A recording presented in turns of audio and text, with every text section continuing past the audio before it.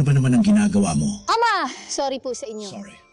Binalaan kita tungkol sa pagpayag sa iyong kasama. Gusto namin na may makakita ano sa kaya ang mangyayari. Hindi na maulit, promise. Tama na nga. Kaya ituturo ko sa iyo ang isang aral na lagi mong nararapat. Wala na ang nanay mo para protektahan ka. Sorry po sa inyo. Ama! Hindi ko alam kung ano ang nangyari. Hindi ko maintindihan. Hindi mo kailangang mag-alala, bata. Wala kang ginawa sa ginawa ko. May magic ka. Oh, magaling ka bang mangkukulam o? Huwag kang mag-alala, sweetheart. Magaling akong bruha. Mali ang tatay mo na pinasama ka sa pagiging kung sino ka. Ang meron ka ay isang regalo. Gusto mo ba ng pagkakataon na ipakita sa kanya na hindi masama ang magic mo? Paano? Sa pagtulong sa isang taong napakamahal ko. Oh, mabuti.